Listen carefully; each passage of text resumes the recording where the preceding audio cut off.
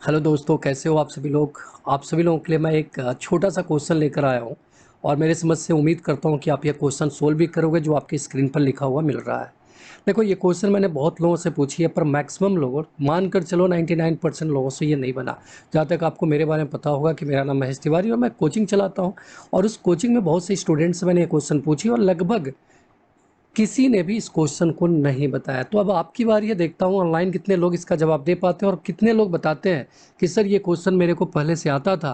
तो चलिए शुरुआत करते हैं। अगर आपको नहीं आता है तो मेरे साथ बने रहिए और अगर आपको आता है तो इस वीडियो को पॉज करके आप इसका जवाब मेरे को कमेंट में ज़रूर देना।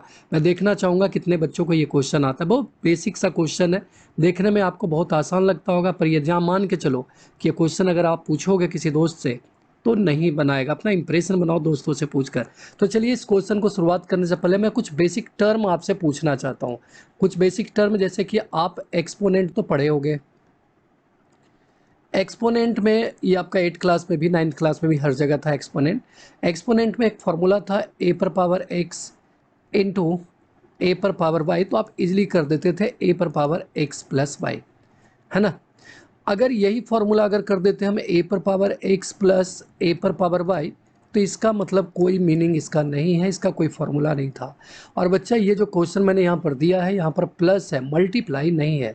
मतलब ये क्वेश्चन आप एक्सपोनेंट से सोल्व तो नहीं कर सकते हो। ये एक चीज़ तो पता चल गया है कि ये क्वेश्चन आप सोल्व नहीं कर सकते हैं।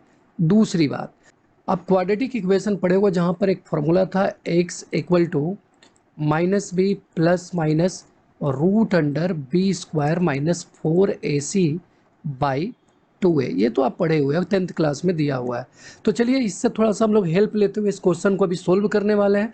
बहुत सिंपल है। सबसे पहले इस क्वेश्चन को बनाने के लिए बच्चा लोग देखो, ये बेसिक क्वेश्चन जो है आपका मल्टीप्लाई में नहीं है और क्वाड्रेटिक इक्वेशन बनाने के लिए हमको कुछ मेहनत करना पड़ेगा क्योंकि यहाँ पर पावर दिया हुआ है।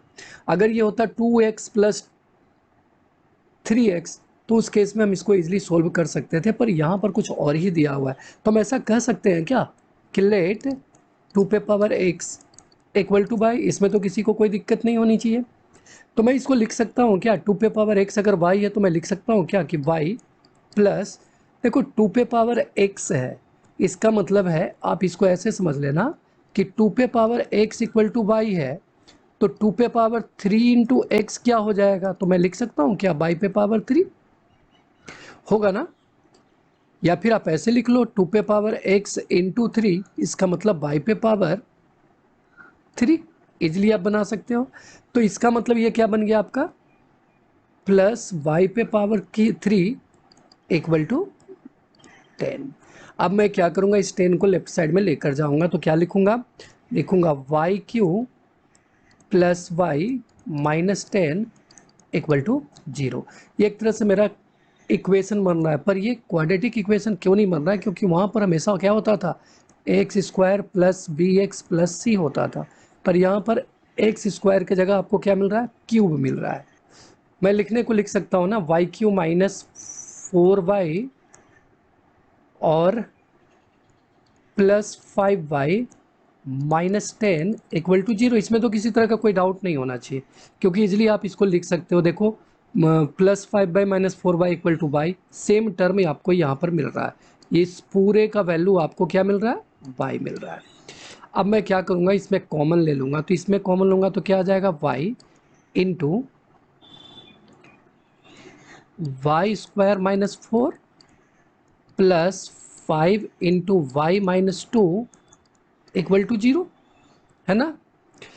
इसका मतलब हमारा क्या बन जाएगा, y, एक और फॉर्मूला आप पढ़े होंगे, a square minus b square equal to होता है ए प्लस बी और इंटू ए माइनस बी होता है।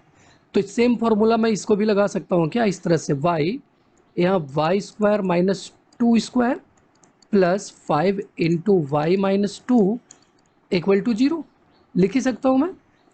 अब यहाँ से मैं क्या करूँगा, y, अब इसको फॉर्मूला को मैं लिख सकता हूँ y प्लस 2 और into y minus 2 plus 5 into y minus 2 equal to 0। अब यहाँ पर ये दो टर्म आपको मिल रहा है, एक टर्म तो ये पूरा ये हो गया और दूसरा टर्म आपका पूरा ये हो गया। इन दोनों टर्म में y माइनस टू जो है वो आपका कॉमन है, तो मैं यहाँ पर लिख देता हूँ दोनों टर्म में कॉमन जो है y minus two into y plus two plus 5 equal to 0। इस तरह से हमारा एक इक्वेशन बन गया। अभी यहाँ पर हम लोग के पास दो इक्वेशन आ चुका है। पहला तो आपका y माइनस टू है और दूसरा आपका ये पूरा टर्म है, और बीच में आपका क्या है, मल्टीप्लाई है। तो यहाँ पर हम लोग को क्या क्या मिल गया, हम लोग को मिल गया, हम ऐसे लिख सकते हैं y माइनस टू, और दूसरे तरफ हम लोग को मिल गया, मल्टीप्लाई करोगे तो आएगा वाई स्क्वायर प्लस 2y और प्लस 5 इक्वल टू 0। अब यहाँ से हम लोग इसको अलग और इसको अलग, दोनों को अलग अलग तोड़ सकते हैं। तो सबसे पहले मैं इसको चेक कर लेता हूँ कि ये पॉसिबल है कि नहीं है। तो सबसे पहले आप लोग क्वाड्रेटिक इक्वेशन पढ़े हो, क्वाड्रेटिक इक्वेशन में आप क्या पढ़े थे, डिस्क्रिमिनेंट पढ़े थे, ये याद है ना आपको। डिस्क्रिमिनेंट में क्या था, d equal to b square minus 4ac, और बी स्क्वायर माइनस 4ac का वैल्यू आप पढ़े होगे कि अगर d का वैल्यू 0 आएगा, इसका मतलब इसके 2 इक्वल्स रूट होंगे, ये आप पढ़ोगे 2 इक्वल रूट्स होंगे। अगर d का वैल्यू ग्रेटर देन 0 होता है, इसका मतलब 2 रियल रूट होंगे, है ना, ये आप 10th क्लास में पढ़े होगे। और अगर d का वैल्यू लेस देन 0 होता है, इसका मतलब इसका नो रियल रूट होगा, ये आप पढ़ चुके हैं ऑलरेडी।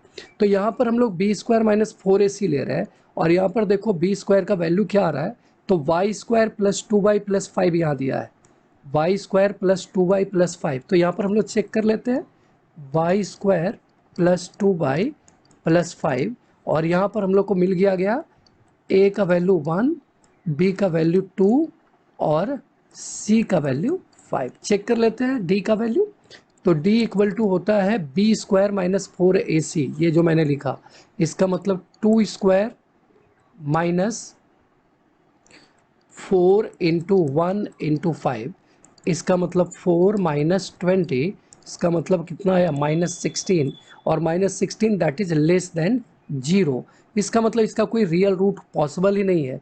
इसीलिए हम लोग इस वाले को क्या कर देंगे, ख़त्म कर देंगे। Y square plus 2y plus 5 से हम लोग का कोई आंसर नहीं आने वाला। तो नेक्स्ट हम लोग चेक कर लेते हैं कौन सा, y माइनस 2 इक्वल टू 0, तो y का वैल्यू क्या हो जाएगा, दैट इज 2। अब क्वेश्चन के अकॉर्डिंग हम लोग ये माने हुए थे कि y इक्वल टू है 2 पे पावर x, तो हम लिखने को लिख सकते हैं ना कि 2 पे पावर x इक्वल टू 2। आप ऐसे भी लिख सकते हो 2 को 2 पे पावर 1, दोनों का बेस इक्वल है, इसका मतलब x का वैल्यू क्या आ गया, 1 आ गया, और इस तरह से हमारा x का वैल्यू 1 आंसर आ गया। अब इसको हम लोग वेरीफाई कर लेते हैं, क्वेश्चन में वैल्यू पुट करते हैं। क्वेश्चन दिया है 2 पे पावर x प्लस 2 पे पावर 3x इक्वल टू 10, इसका मतलब x का वैल्यू अगर आप 1 पुट करते हो तो 2 पे पावर 1 प्लस 2 पे पावर 3 इक्वल टू 10 होना चाहिए, इसका मतलब 2 प्लस 8 दैट इज 10, दोनों तरफ से आपका क्या है, इक्वल है।